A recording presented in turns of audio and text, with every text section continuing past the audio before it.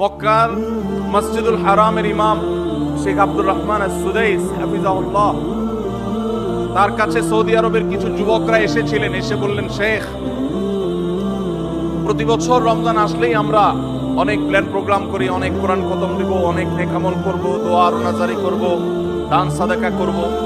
দুর্ভাগ্যজনক ভাবে সেটা আমাদের আর রমজান মাসে করা হয় না। আফসোস করতে করতে রমজান মাস পার হয়ে যায়।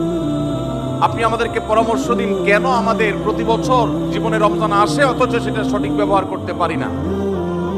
তখন শেখ সুদাইস তাদেরকে বলেছিলেন, রমজান মাসে ইবাদত বন্দেগী করতে পারা এটা আল্লাহর নেয়ামত, এটা আল্লাহর অনুগ্রহ, এটা আল্লাহর রহমত। যে রমজান পেয়েও ইবাদত করতে পারলো না সে তো হতভাগা, কপাল পোড়া। এই হতভাগ্যের কাতারে সাধারণত সেই মানুষগুলোই পড়ে যারা আল্লাহর রহমতের উপযুক্ত না। আমরা নানাবিধ অপরাধে, নানাবিধ গুনাহ করে, নানাবিধ নাফরমানি করে আল্লাহর রহমতের উপযুক্ততা আমরা হারিয়ে ফেলেছি, যার কারণে রমজানের ইবাদতের তৌফিক হয় না।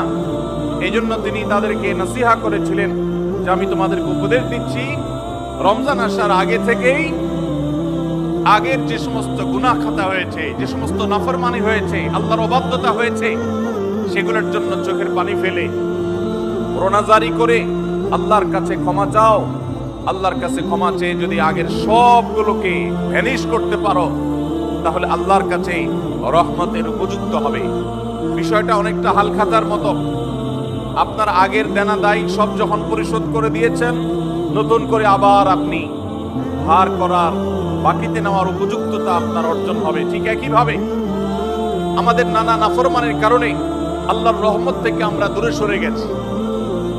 লানত অর্থাৎ রহমত থেকে দূরে সরে যাওয়া, এটার উপযুক্ত হয়ে গেছি অনেকেই।